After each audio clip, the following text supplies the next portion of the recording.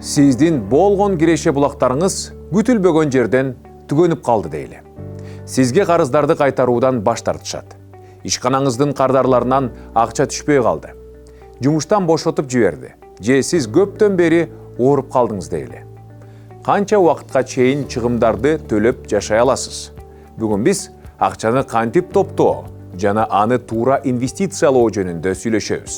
Каражат топтоо бул бардык чыгымдарды эсептегенден кийин калган каражат же үй бүлө келечекте кандайдыр бир пландарды ишке ашыруу үчүн топтой турган акчалай кирешенин бөлүгү.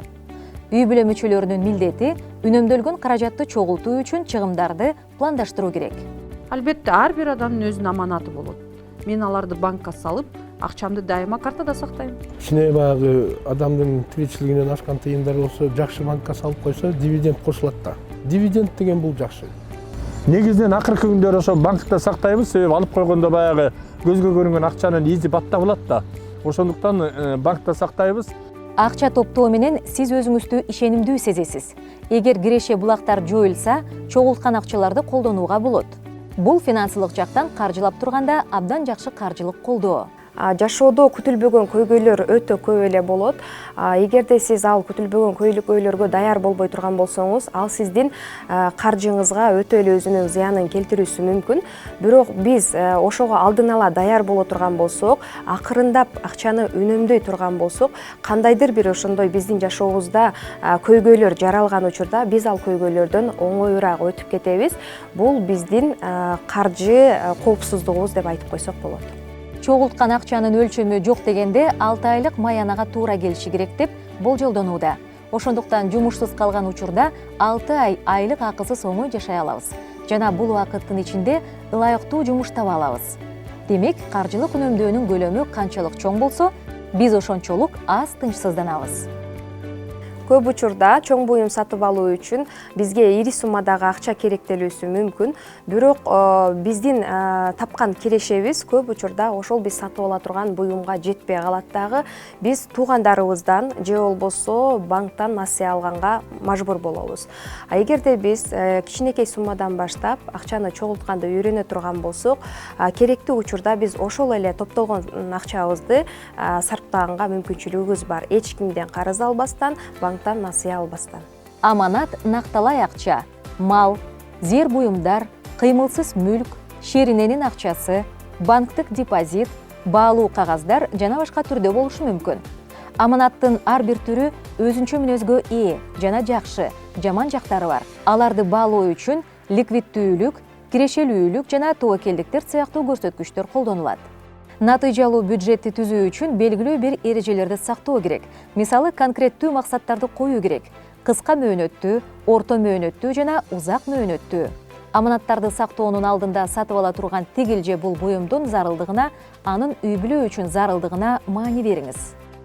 Сиз эгерде каржы эркиндигине жетем дей турган болсоңуз, анда сөзсүз түрдө өзүңүздүн үй бүлөлүк бюджетиңизди түзүшүңүз керек. Жана сөзсүз түрдө сиздер өзүңүздөрдүн ала турган буюмуңуздардын тизмесин түзүп алуунун натыйжасында гана бир нерсе сатып алууга барышыңыздар керек. Эгерде сизде ошол тизме жок боло турган болсо, эч убакта кандайдыр бир буюм сатып алууга барбаңыздар, анткени бул сизди ашыкча акча коротууга алып келет. Сиздин бир айлык аманатыңыз жалпы кирешеңиздин 10%дан 30%га чейинки бөлүгүн түзүшү мүмкүн.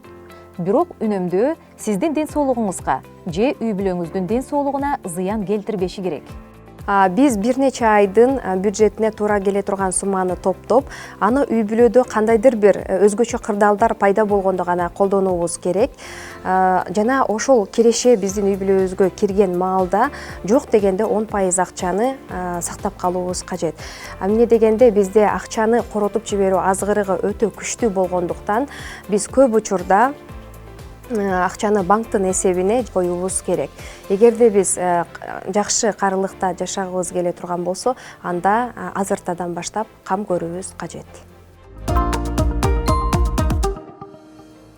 Банктык эсеп. Бул банк менен кардардын ортосундагы депозитти, банктык аманатты кабыл алуу боюнча келишимдик мамилелердин жана банктык эсеп келишиминде мыйзамдарга жана мыйзамдарда каралган кардарга банктык кызматтарды көрсөтүү менен байланышкан банктын операцияларынын чагылдырылышы. банктык практикада колдонулуучу бизнестин эрежелери. Банктык салымдар бул аманатчылар банкка улуттук же болбосо башка чет мамлекеттин валютасында алып келген акча каражаттар болуп эсептелинет.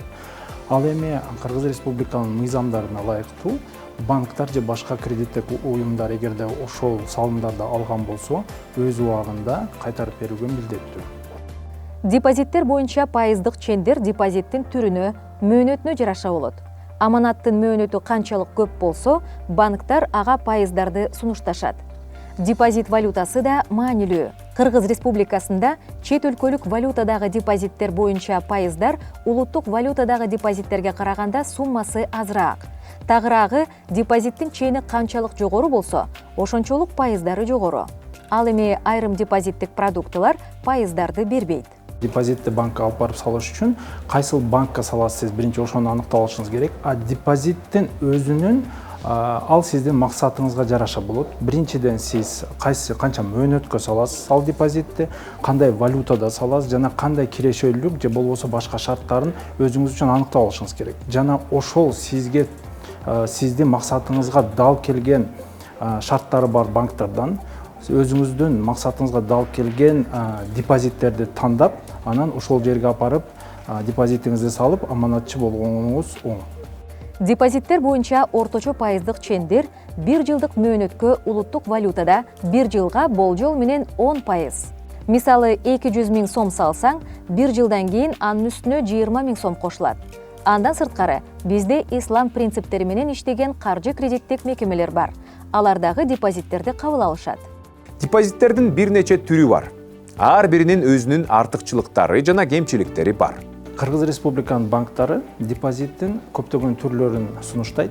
Алар негизи бардыгы топтом депозиттеринин түрлөрү болот. Түрлөрүнүн бири бул инвестициялык депозит.